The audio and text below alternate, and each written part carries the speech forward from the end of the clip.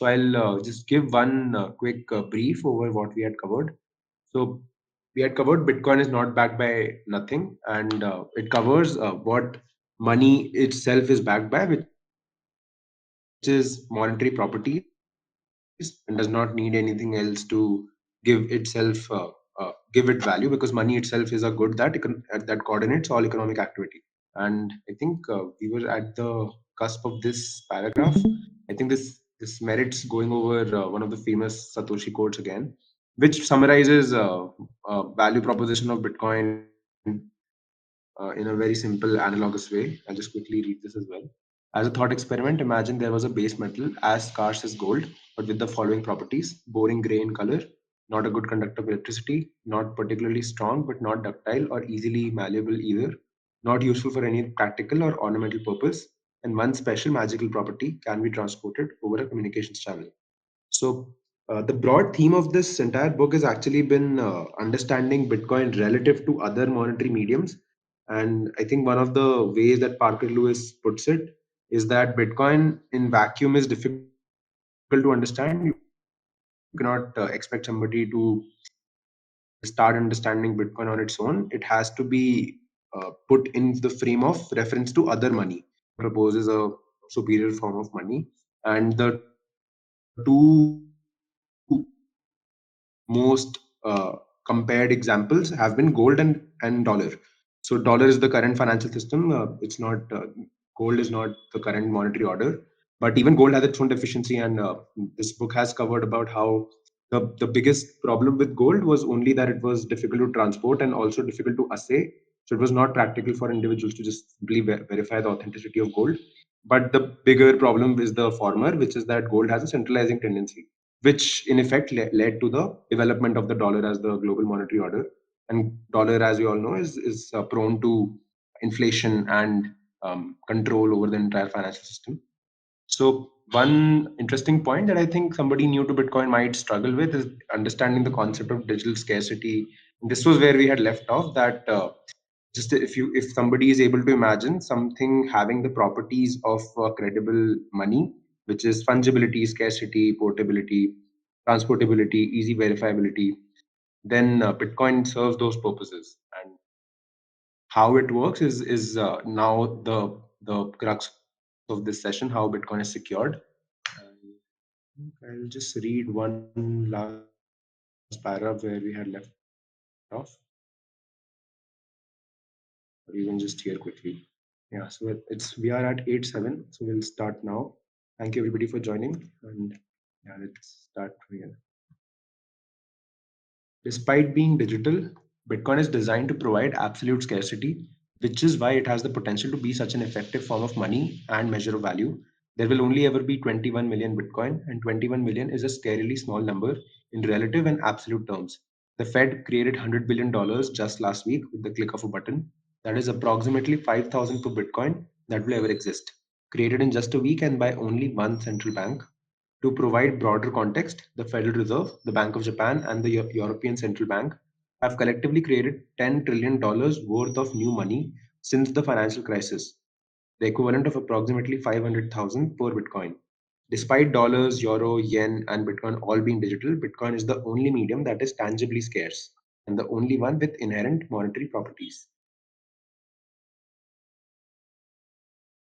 However, it is insufficient to simply claim that Bitcoin is finitely scarce, nor should anyone simply accept this as fact. It is important to understand how and why that is the case.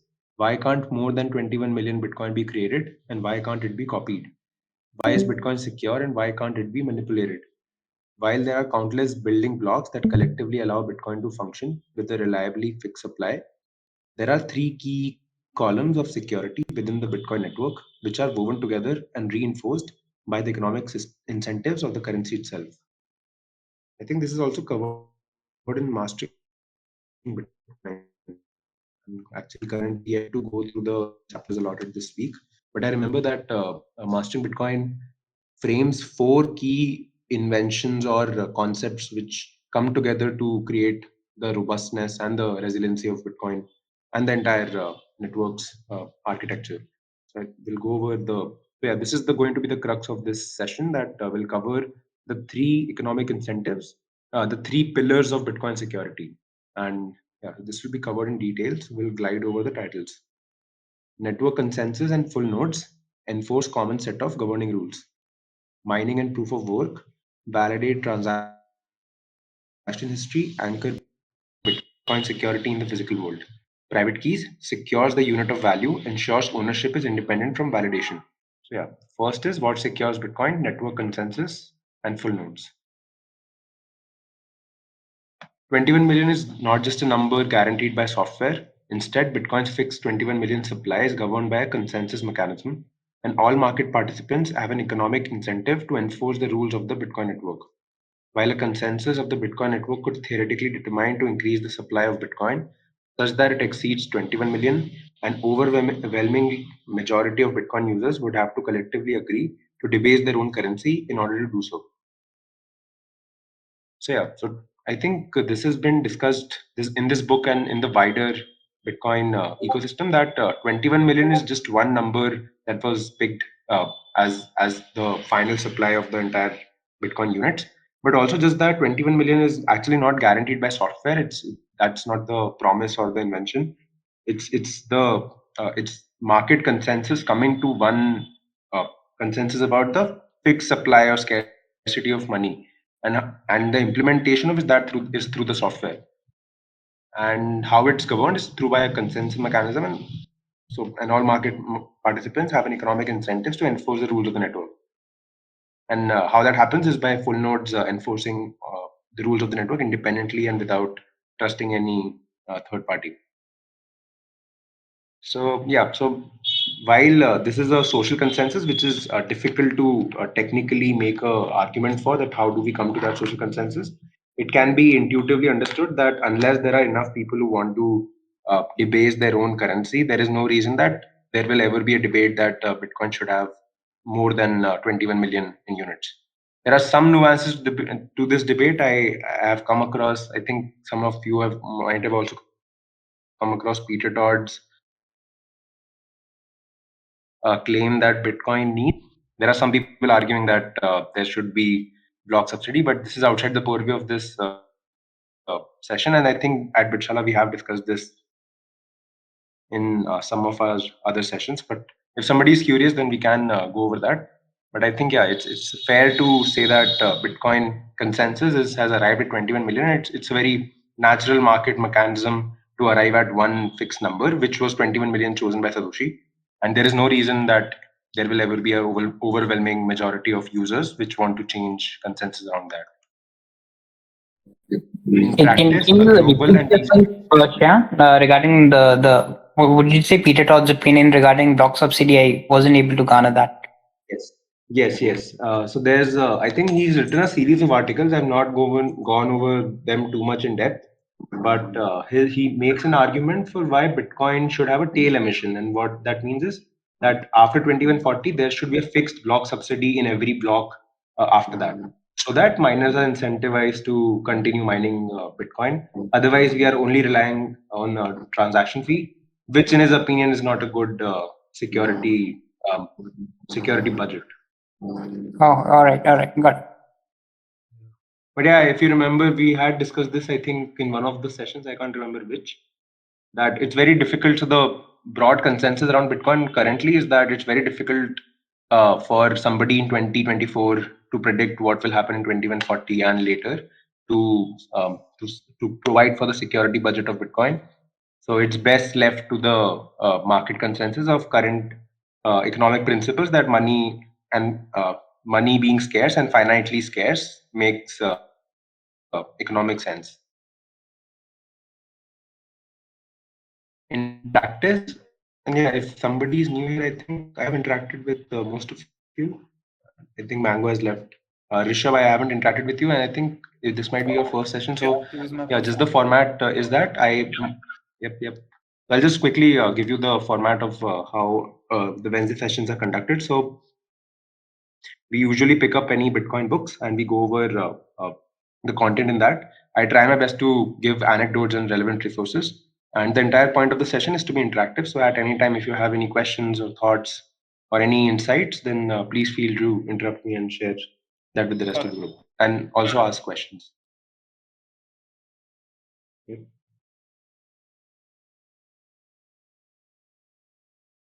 I'll continue reading.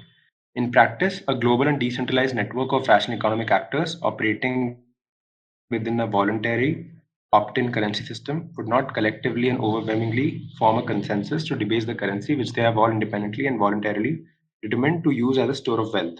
This reality then underpins and reinforces Bitcoin's economic incentives, technical architecture, and network effect. In Bitcoin, a full node is a computer or server that maintains a full version of the Bitcoin blockchain. Full nodes independently aggregate a version of the blockchain based on a common set of network consensus rules. While not everyone that holds Bitcoin runs a full node, everyone is able to do so, and each node validates all transactions and all blocks. By running a full node, anyone can access the Bitcoin network and broadcast transactions or blocks on a permissionless basis. And nodes do not trust any other nodes. Instead, each node independently verifies the complete history of Bitcoin transactions based on a common set of rules, allowing the network to converge on a consistent and accurate version of history on a trustless basis. Yeah. So I hope this was pretty self-explanatory that the essence of Bitcoin being decentralized or permissionless or censorship resistance lies in the fact that any individual, if they choose to do so, can run a Bitcoin full node and use it to broadcast transactions or blocks and verify the rules of the network and any transaction and enforce the consensus of the broader Bitcoin uh, of the network itself. And this diagram gives a good graphic view of that. That currently, how it works in the legacy financial system is by central bank maintaining backup and redundancy and the only source being the only source of truth, compared to a system like Bitcoin, which is a decentralized monetary system and trustless, is where every node independently verifies the entire history of the transactions called the Bitcoin blockchain.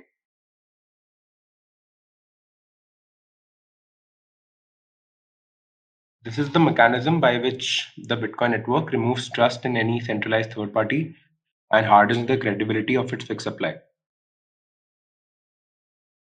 All nodes maintain a history of all transactions, allowing each node to determine whether any future transaction is valid. In aggregate, Bitcoin represents the most secure computing network in the world because anyone can access it and no one trusts anyone. The network is decentralized and there are no single points of failure. Every node represents a check and balance on the rest of the network. And without a central source of truth, the network is resistant to attack and corruption. Any node could fail or become corrupted, and rest of the network would remain unimpacted. The more nodes that exist, the more decentralized Bitcoin becomes, which increases redundancy and making the network harder and harder to corrupt or censor. Right.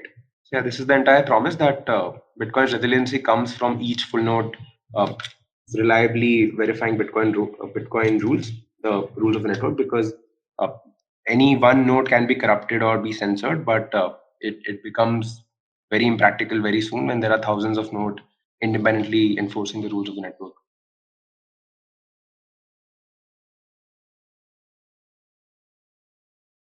Each full node enforces the consensus rules of the network, a critical element of which is the currency's fixed supply.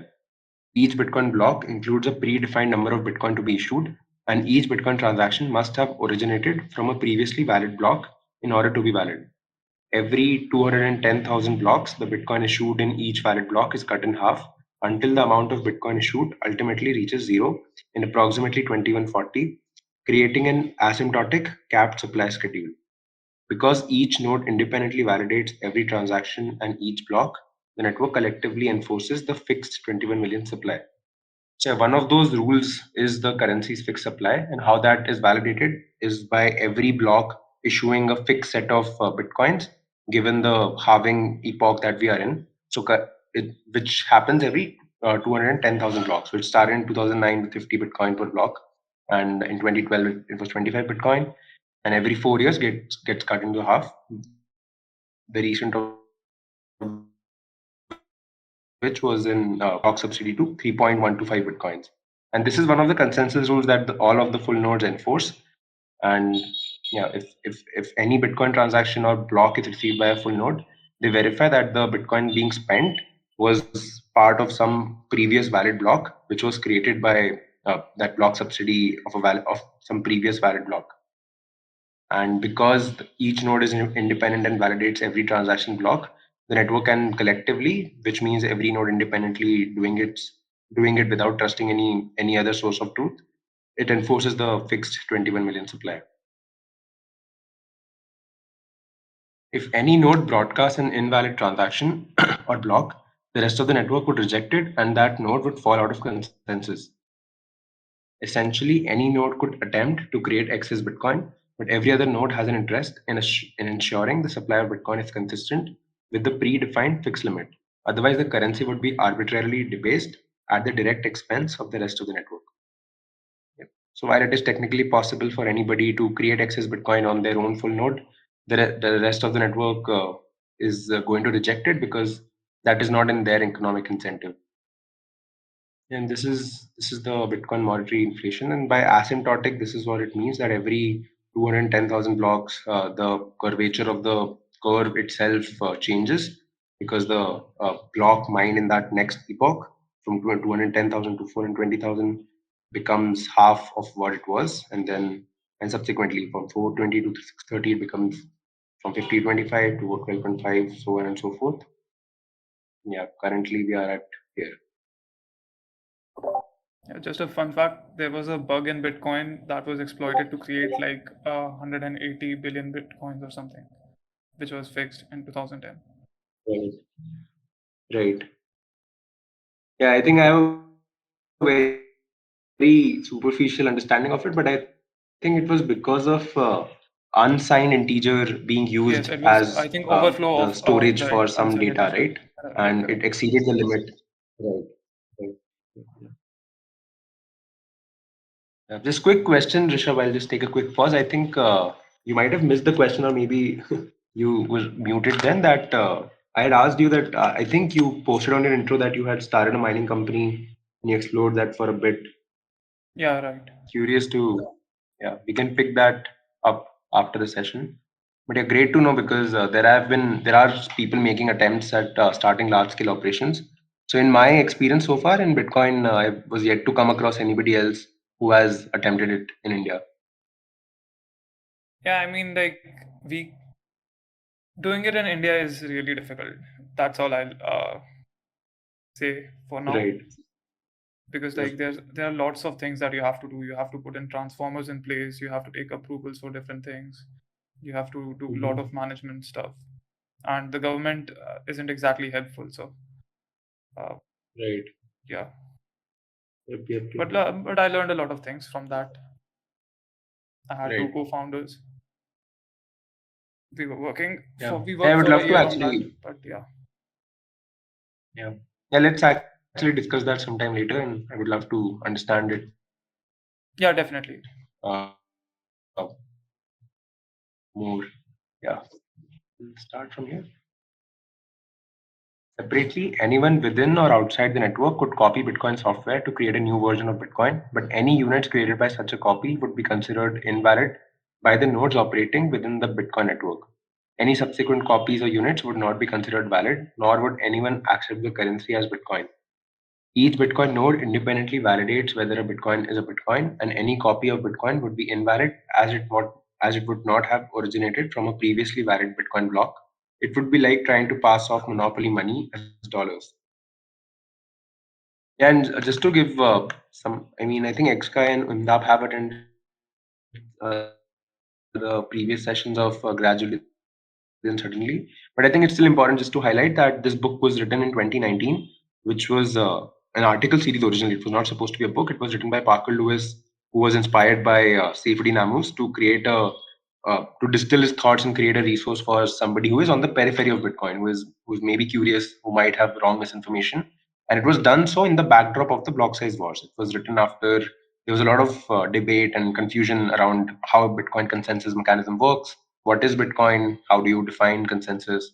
So this was a reactionary article, and I say that quote unquote. It's not to say that this article in itself has now become article 3 has now itself become a good resource for anybody who is currently understanding coin, is dipping his toes into the technical side of Bitcoin, and it deals at the intersection of economics. So the first four articles were mostly economics about understanding why Bitcoin is money and what problem Federal Reserve has and quantitative easing has created the need for something like Bitcoin to arise. And yeah, as we have started to go deeper into the book, it has started to introduce more technical concepts. You can wish it to be money all you want, but no one would accept it as Bitcoin, nor would it share the emergent properties of the Bitcoin network. Running a Bitcoin full node allows anyone to instantly assay whether a Bitcoin is valid, and any copy of Bitcoin would be immediately identified as counterfeit. The consensus of nodes determines the valid state of the network. Within a closed loop system, anything that occurs beyond its walls is as if it never happened. Yeah. So yeah, if anybody has any thoughts or comments about full nodes, we can quickly take it up. Yeah, from my understanding of Bitcoin, full node is literal.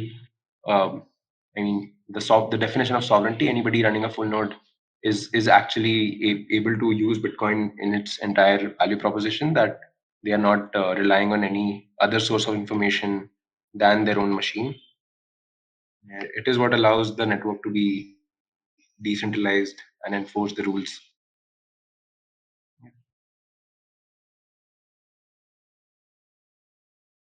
Yeah. If no questions, then we can start with the second pillar of what secures Bitcoin, which is mining and proof of work. As part of the consensus mechanism, certain nodes, referred to as miners, perform Bitcoin's proof of work function to add new Bitcoin blocks to the blockchain. This function validates the complete history of transactions and clears pending transactions. The process of mining is ultimately what anchors Bitcoin security in the physical world. In order to solve blocks, miners must perform trillions of cryptographic computations which require expending significant energy resources. Once a block is solved, it is proposed to the rest of the network for validation. All nodes, including other miners, verify whether a block is valid based on a common set of network consensus rules discussed previously. If any transaction in the block is invalid, the entire block is invalid. Separately, if a proposed block does not build on the latest valid block, that is the longest version of the blockchain, the block is also invalid. Yeah, there's just one layer of nuance that the blockchain is being built on the most proof of work blockchain, and the only scenario where the longest version of the blockchain is not the most not the blockchain with the most proof. Not the blockchain with the most proof. I thought of mentioning this because I think this is one of the questions in the upcoming cohort. I remember coming across this in mastering Bitcoin. But yeah, so yeah, if some proposed block is not building on the latest valid block, that block naturally becomes out of consensus or invalid. For context, 90 exahashes per second, the Bitcoin network currently consumes approximately 9 gigawatts of power, which translates to 11 million per day or 4 billion per year of energy at a marginal cost of 5 cents per kilowatt hour. So these are nowhere close to what the current estimates are. I think the current hash rate of the network is somewhere around 550 terahashes, if I'm not wrong, or exahashes actually. Sorry, yeah, I think it's become 5 or 6 times than it was in 2020 or 2019. Sorry. Blocks are solved on average every 10 minutes, which translates to approximately 144 blocks per day. And yes, this has continued to be the truth because this is one of the consensus rules that the average block time in Bitcoin is 10 minutes, which is enforced by every 2 weeks of difficulty adjustment. The number of blocks, the difficulty adjusts itself to the hash rate that was used to produce the last 2016 blocks, which is on average 10 minutes per block or 144 blocks per day. Across the network, each block costs approximately 75,000 to solve, and the reward per block is approximately 100,000, which is at the time 12.5 new Bitcoin per block into 8,000, that market price of that time, excluding transaction fees. The higher the cost to solve a block, the more costly the network is to attack. The cost to solve a block represents the tangible resources it requires to write history to the Bitcoin transaction ledger.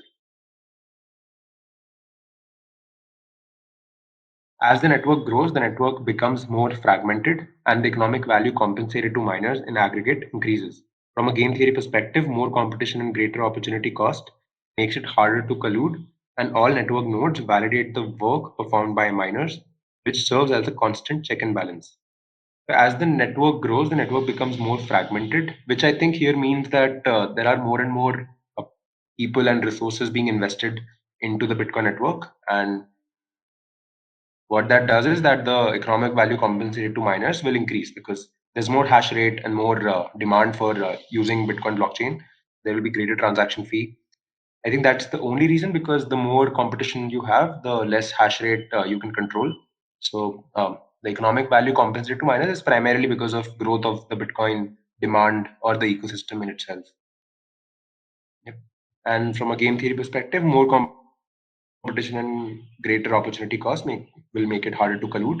And all network nodes validate the work performed by miners, which serves as a constant check and balance. Ultimately, this was highlighted in the blog as well that network nodes are what validate or enforce the rules of the network because they validate the work performed by miners.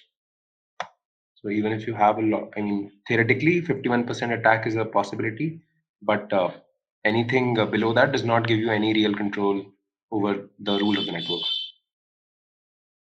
Even 51%, more than 51%, I think Peter Woolley has written an amazing piece on it on Reddit, which talks about how it's not realistic in the first place, and even a 51% attack gives you the power to rewrite the blockchain history, but does not actually give you the power to change the consensus or rules of the network itself, because that is enforced by the full nodes.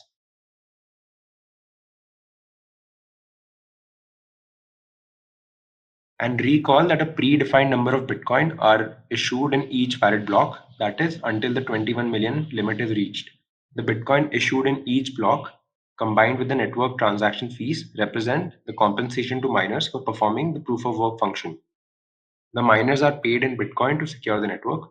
As part of the block construction and proposal process, miners include the predefined number of Bitcoin to be issued as compensation for expending tangible real world resources to secure the network. If a miner were to include an amount of Bitcoin inconsistent with the predefined supply schedule as compensation, the rest of the network would reject the block as invalid. As part of the security function, the miners must validate and enforce fixed supply of the currency in order to be compensated. Miners have material skin in the game in the form of upfront capital costs and energy expenditure, and invalid work is not rewarded. So yeah, I think this second pillar of Bitcoin security of mining and proof of work goes back to how economic incentives work. It's about how if there is a clear economic incentive to be rewarded for putting in work, then naturally there will be more and more people wanting to reap the rewards of that. And how Bitcoin solves the problem of somebody cheating is by making it expensive for somebody to attempt to cheat. So if somebody includes an invalid transaction or tries to, I mean, there is no theoretical attack to reduce proof of work or to crack the shard-root physics algorithm. So it's cryptographically guaranteed that anybody who has produced a valid proof of work will be able to mine a block. So there is no reason for them to include an invalid transaction, because as soon as they do that, the rest of the network can reject that. And the punishment is in itself that if you have produced the valid proof of work, but if you include any invalid transaction, your entire work was for no reasons. You cannot, your block cannot be processed to be included in the history of the blockchain.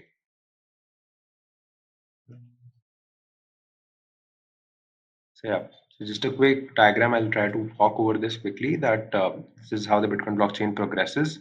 That this was the previous block height. Then you have the next blocks coming in 97, 98, 99, and the prior block is linked to the previous block by including the block hash of this block in the block header of the current block. This is and this includes the Coinbase transaction, which has the block subsidy, which brings new Bitcoin into existence, and plus the transaction fee, which also helps Bitcoin miners secure the network. And this is one example of how a miner A, miner B both propose a valid block. So both of them are building on this block as the previous block, and both of them have the correct block subsidy and transaction fees and valid transactions, but both of them are essentially competing to be the next block. So only one of them can possibly win. So this is what is called a natural fork in the Bitcoin blockchain. And if enough nodes accept block A, no. So there are, I think this diagram has more blocks. It's like minus C, minor D.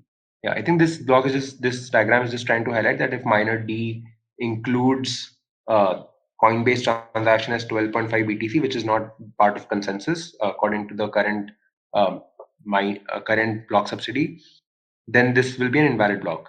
And if he tries to propose it, then this block will be rejected as an invalid block, and he would have lost any work that he would have put in to create this block.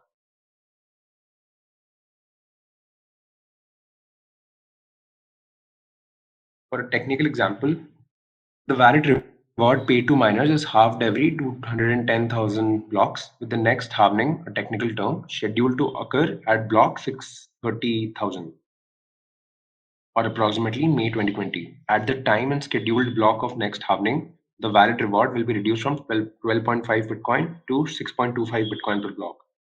Thereafter, if any miner includes an invalid reward, an amount other than 6.25 Bitcoin, the rest of the network will reject it as invalid. The halvening is important not just because the supply of newly issued Bitcoin is reduced, but also because it demonstrates that the economic incentives of the network continue to effectively coordinate and enforce the fixed supply of the currency on an entirely decentralized basis. Any miner attempts to cheat, it will be maximally penalized by rest of the network. Nothing other than economic incentives of the network coordinate this behavior, that it occurs on a decentralized basis without the coordination of any central authority, reinforces the security of the network. Yeah, I think all of you must be aware. But if somebody does have questions about this paragraph, please feel free to ask. So the entire point is that the entire mining function itself is working on a decentralized basis because every miner is incentivized to only include a valid block. Otherwise, they pay a penalty of including an invalid block and mining on top of it. And if rest of the network is moved ahead on the valid blockchain, then you have lost all the energy that you were using to mine a valid block. So this puts every miner in the network at uh, at the risk of including a attempt to cheating transaction. So it's in their incentive to actually just include a valid block and mine without including an invalid transaction. This is a mining decision tree. Enforce fixed supply, perform valid work. Do not enforce fixed supply, perform invalid work. So yeah, this is a very simple flow diagram of if you enforce fixed supply and perform valid costs, you incur upfront costs. So in both cases, you incur upfront costs. If you are actually validating the Bitcoin blockchain, there is a chance that you get paid. If you don't, then you get nothing. So all of that energy goes to waste.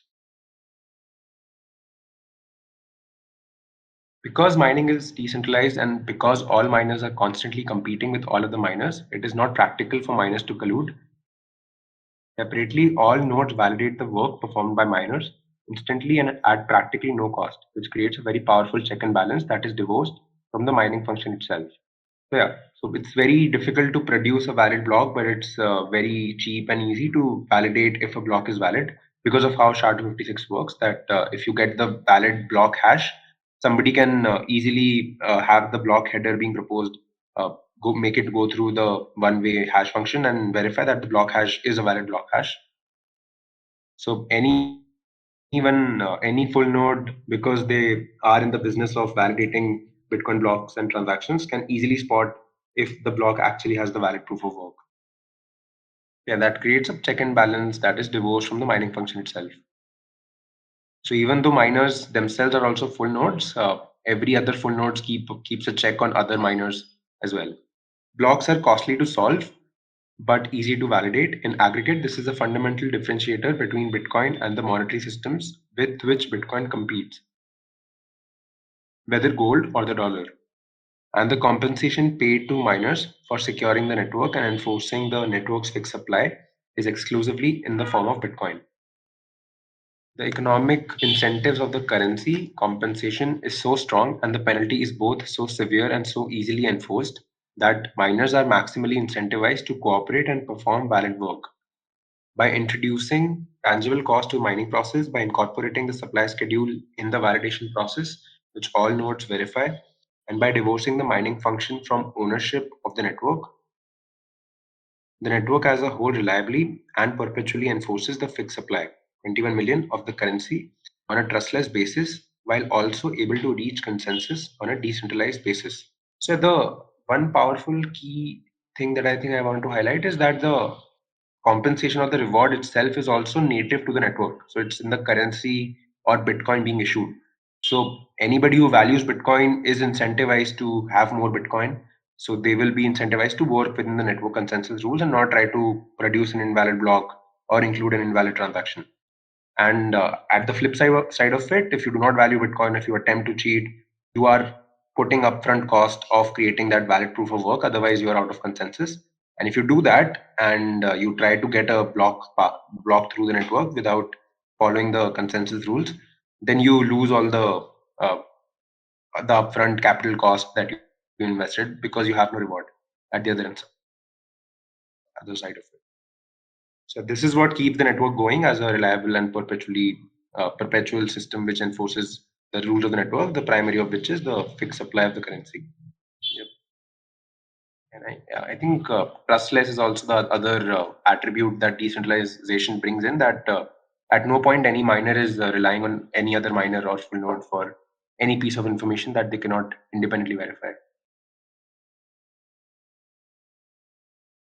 Hi, Keshav.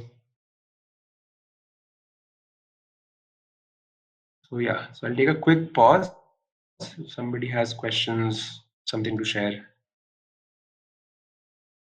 and just the walk over that there are three security pillars of Bitcoin that we are going over in this article. The first of which is full nodes, which is the network consensus rules enforced by every full node of the network. The second security pillar is mining and proof of work, which works on a decentralized and trustless basis because every miner is economically incentivized to cooperate, and any miner which tries to deviate from that will be punished by the natural mechanism of validating a valid proof of work, because it's costly to produce a valid block. Yep. I'll come to private keys and equal rights. This is the third pillar. While miners construct, solve, and propose blocks, and while nodes check and validate work performed by miners, private keys control access to the unit of value itself. Private keys control the rights to the 21 million Bitcoin. Technically, only 18 million have been mined to date. This is in 2019. I think currently it's 19.9 or 8, I think. In Bitcoin, there are no identities. Bitcoin knows nothing of the outside world. The Bitcoin network validates signatures and keys. That is all. Only someone in control of a private key can create a valid Bitcoin transaction by creating a valid signature. Valid transactions are included in blocks which are solved by miners and validated by each node. But only those in possession of private keys can produce valid transactions. Yeah. So I think this article will now highlight how private keys, the idea of private keys, is divorced from the idea of securing the Bitcoin network itself, because the ownership is through the control of private keys, which is outside of the network, because the network only knows the validation of signatures, which uses the public key, but the creation of public key and the security of private key is completely outside of the Bitcoin network and in the hands of the individual, which actually controls the value in the Bitcoin network, which is the Bitcoin units.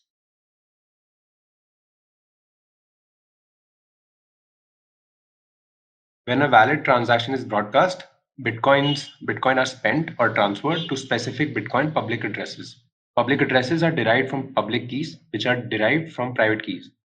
Public keys and public addresses can be calculated using a private key, but a private key cannot be calculated from a public key or public addresses. It is a one-way function secured by strong cryptography. Public keys and public addresses can be shared without revealing anything about the private keys.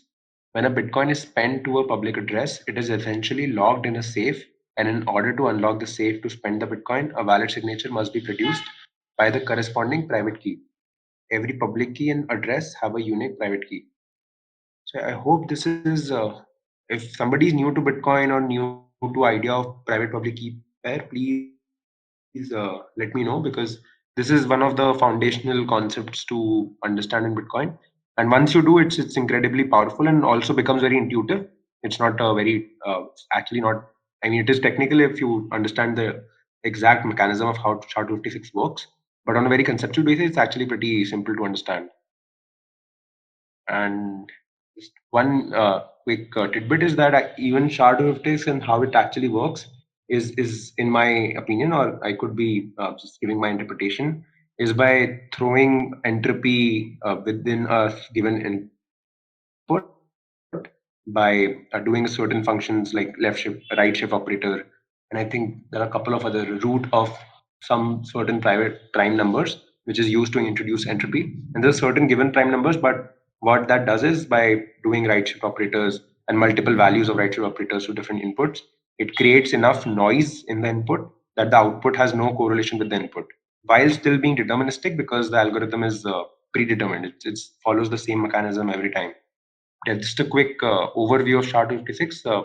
The technical nuances could be wrong here. So there's a great resource on uh, Learn Me Up Bitcoin, which has created a 20-minute video on how SHA-256 works.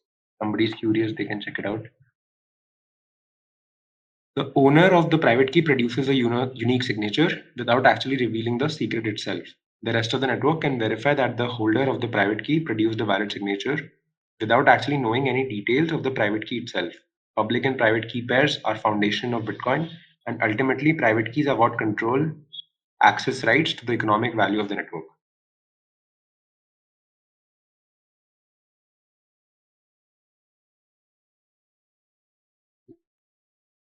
Goes through a one-way function to produce a public key, which goes through a one-way function of producing a public key hash, which goes through a one-way function of producing a public address, which is the user level interface of Bitcoin, which is how we interact with Bitcoin when we are using it on a computing device.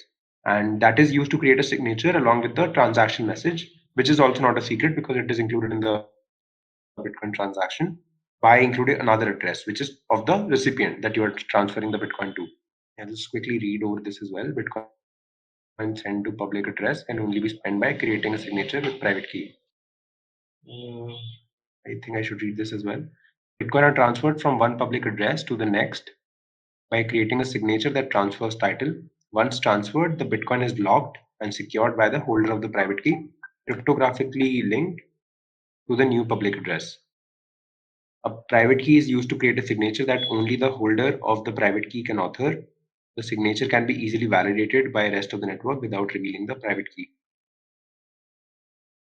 Programming Bitcoin goes into the details of how exactly this works. How are private keys used to create digital signatures without revealing the private key itself? That goes into a lot of mathematics that is outside of the purview of this session. It doesn't matter whether someone has 1/10 of a Bitcoin or 10,000 Bitcoin. Either and each are secured and validated by the same mechanism and by the same rules. Everyone has equal rights, regardless of the economic value. Each Bitcoin and Bitcoin address is treated identically within the Bitcoin network. If a valid signature is produced, the transaction is valid and it will be added to the blockchain if a transaction fee is paid. If an invalid signature is produced, the network will reject it as invalid. It does not matter how powerful or how weak any particular participant may be. Bitcoin is apolitical. All it validates is keys and signatures. Someone with more Bitcoin may be able to pay a higher fee to have a transaction prioritized, but all transactions are validated based on the same set of consensus rules. Miners prioritize transactions based on value and profitability, nothing else. If a transaction is equally valuable, it will be prioritized based on a time sequence. But importantly, the mining function, which clears transactions, is divorced from ownership.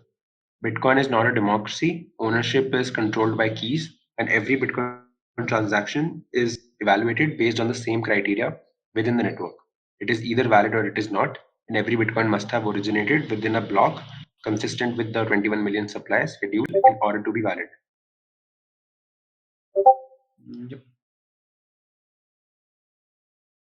I think, yeah, this is where this article will now, I think we're about to end, and this will just highlight how uh, how the security of the network itself is reinforcing uh, and makes Bitcoin have its emergent monetary properties. It's dialing it back to the economic idea of why Bitcoin is important or why it's unique. This is why users controlling keys is such a significant ethos in Bitcoin. Bitcoin are extremely scarce, and private keys are the gatekeeper to the transfer of every Bitcoin. The saying goes, not your keys, not your Bitcoin. If a third party controls your keys, such as a bank, that entity is in control of your access to the Bitcoin network, and it would be very easy to restrict access or seize funds in such a scenario. While many people choose to trust a bank like entity, the security model of Bitcoin is unique. Not only can each user control their own private keys, but each user can also access the network on a permissionless basis and transfer funds to anyone, anywhere in the world. This is only possible if a user is in control of a private key. In aggregate, users controlling private keys decentralize the control of the network's economic value, which increases the security of the network as a whole. The more distributed access is to the network, the more challenging it becomes to corrupt or co opt the network.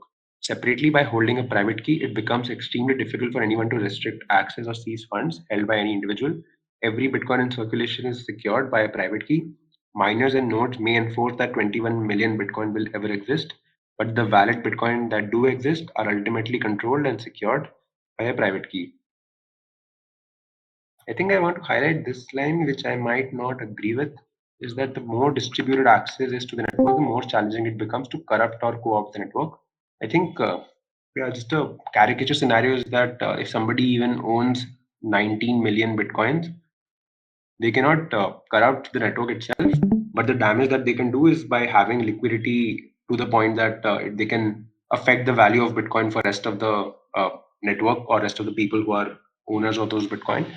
So how private keys decentralize control is over the network's economic value. Is that once enough people control their keys, then Bitcoin becomes more robust because I think because of two factors is that there is greater opportunity cost. There are more people economically incentivized to understand Bitcoin, to validate the rules of the network, and to also not allow Bitcoin's volatility to.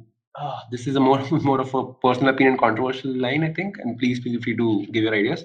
I think eventually volatility is a function of liquidity, and once enough people are able to hold their keys and participate in the economic activity, we won't see as much fluctuation in the value of Bitcoin in terms of dollars currently, because it has enough liquidity that no single individual or group of individuals can affect its value.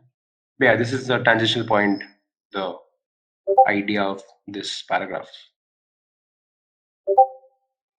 We'll take a quick pause. We are about to end this article, which talks about the Bitcoin governance structure, which is the security governance structure, not governance in terms of how Bitcoin core consensus is arrived, which is a more technically involved subject, which is covered in Bitcoin philosophy develop Bitcoin developer philosophy, which we have covered in the previous reading club sessions.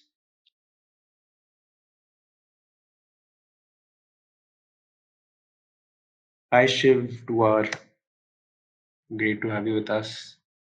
So if no questions, then I'll continue. Bitcoin versus. In summary, the supply of Bitcoin is governed by a network consensus mechanism, and miners perform a proof of work function that grounds Bitcoin security in the physical world. As part of the security function, miners get paid in Bitcoin to solve blocks, which validate history and clear pending Bitcoin transactions. If a miner attempts to compensate themselves in an amount inconsistent with Bitcoin's fixed supply, the rest of the network will reject the miner's work as invalid. The supply of the currency is integrated into Bitcoin's security model, and real world energy resources must be expended in order for miners to be compensated. So this is reiterating the same point that we discussed in the mining and proof of work security pillar of Bitcoin. That by making miners put upfront cost, there's an inherent economic incentive for them to cooperate and not try to include an invalid transaction or produce an invalid block, because any energy that they put into it will be rejected by the rest of the network, because there is no economic incentive for them to include an invalid block or a block which has a transaction which is attempting to cheat. Still yet, every node within the network validates the work performed by all miners, such that no one can cheat without a material risk of penalty. Bitcoin's consensus mechanism and validation process ultimately governs the transfer of ownership of the network. But ownership of the network is controlled and protected by individual private keys held by users of the network.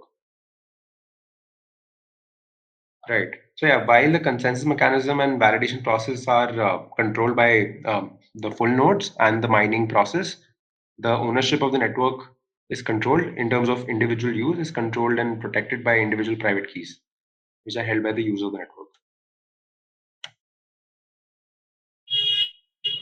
So Michael Goldstein is pretty famous for having a lot of classical concepts in Bitcoin explained by memes. Yeah, I think this is one of the diagrams that explains this. These are the three security pillars of how Bitcoin secures itself, which is through economic incentives of miners ordering and clearing transactions, of full node enforcing consensus rules, and of private key securing ownership of the network. This creates this flywheel effect of as more and more miners join the network because of higher price, it becomes more secure, which makes people have more confidence and have more people come into Bitcoin and using it as a way to store their value. Yep. And this reinforces the rules, which are ultimately the fixed supply. And we discussed how this is an asymptotic curve because of the halving, which is encoded technically in the consensus itself. Mm. One quick pause, and then we'll just finish this session in this article. And I'll open up for any general discussion.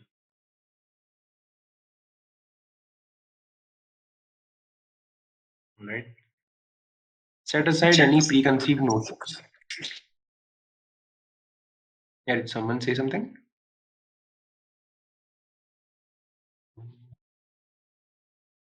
All right. Never mind. Hey everyone, hi. Set aside any. Yeah, hi Keshav. Yeah, sorry to interrupt. I'm outside, so didn't know if you were saying something. Please carry on. Okay, no worries. Set aside any preconceived notions of what money is and imagine a currency system that has an enforceably scarce and fixed supply. Anyone in the world can connect to the network on a permissionless basis, and anyone can send transactions to anyone anywhere in the world. Everyone can also independently and easily validate the supply of the currency as well as ownership across the network. Imagine a global economy where billions of people, disparately located throughout the world, can transact across one common decentralized network, and everyone can arrive at the same consensus of the ownership of the network without the coordination of any central party. How valuable would that network be? Bitcoin is valuable because it is finite, and it is finite because it is valuable. The economic incentives and governance model of the network reinforce each other. The cumulative effect is a decentralized and trustless monetary system with a fixed supply that is global in reach and accessible by anyone. Because uh, because Bitcoin has inherent and emergent monetary properties, it is distinct from all other digital monies. While the supply of Bitcoin remains fixed and finitely scarce, central banks will be forced to expand the monetary base in order to sustain the legacy system. Bitcoin will become more and more attractive option as more market participants figure out that future rounds of quantitative easing are not just a central bank tool, but a necessary function to sustain the alternate and inferior option.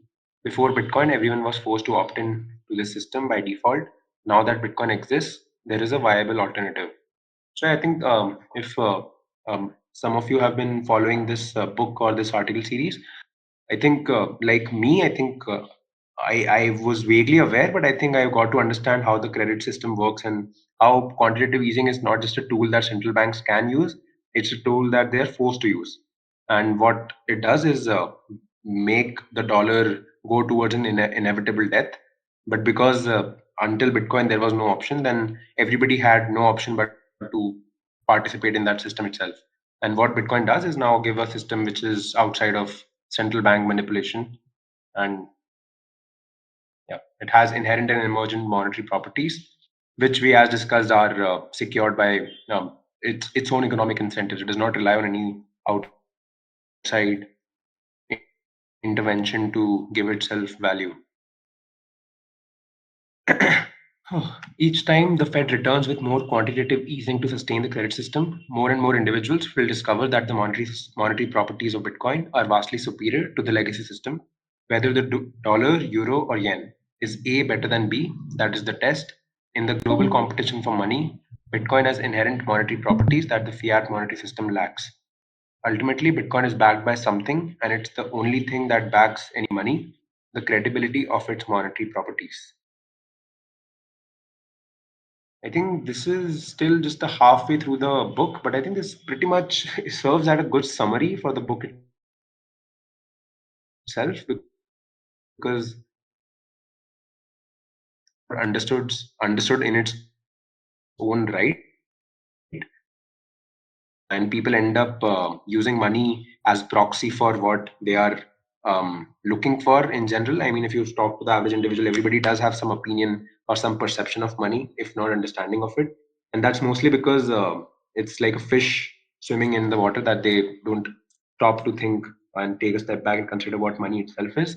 But once you start to understand that money itself is an economic good and needs to be understood and what it's backed by, which is the monetary properties that throughout this article, Parker Lewis has stressed on how it is comparative. We have to compare A to B to understand money, and the only alternatives before Bitcoin has been the dollar and gold, which have continually proven to be failures. Yep, yep. We'll we'll perhaps close this session. We started at 8:05, but I think we can take up the next piece in the next session, which will be Bitcoin is not a pyramid scheme. Yep.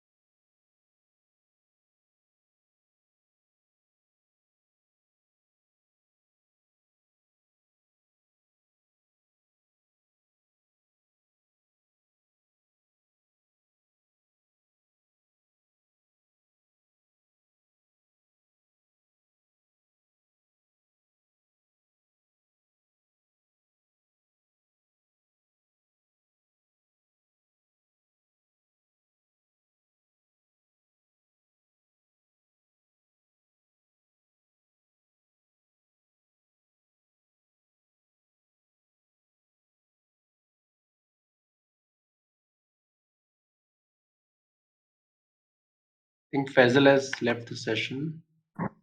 Does somebody want to? Okay. So I'll share what I understand. So Lightning Network requires a UTXO to be spent on chain to open a channel. So there is a definite on-chain cost to every Lightning channel. What it allows you to do is to not have to spend every time you want to make a small payment to somebody. So it's like a bar tab that Like one time payment, it's there. Yes, but even in that, there's actually a nuance that to enforce the protocol of Lightning, you need to have a transaction fee for every small payment that you make. So every payment that you make is actually a Bitcoin transaction. It's a signed Bitcoin transaction that is not broadcasted on chain. So every time two people have a Lightning channel open, they actually exchange Bitcoin transactions, and anytime any of them attempts to cheat the other, the person can use a punishment transaction to punish the cheating partner and publish it on chain, Mm. which makes them receive all the funds on the Lightning channel, which was the original funding transactions, like the original funds that both of them agreed to start the Lightning channel with. But what that Yeah. does is that both of them need to stipulate some transaction fee to that HTLC or to that Lightning payment. And there are nuances to this. There's something called anchor outputs, which I think Faisal has covered multiple times. He might be able to go into details of how that works and if that's a solution. But there's still an on-chain cost for every Lightning payment that is that can potentially be required to used in future. So Lightning in Got its it. current form, a lot of people are saying is actually not scalable as a scaling solution for the entire global economy to onboard to Bitcoin. And yeah, there are multiple solutions being proposed, one of which is Lightning banks, that we will have 10 million Bitcoin banks. And since there is no central bank on the Bitcoin standard, it serves as a good free market Like a activity to kind of eventually a have. repository. What do you mean a repository? I mean, like, what's the concept of this bank? Like, is the cost of opening a channel going to be distributed amongst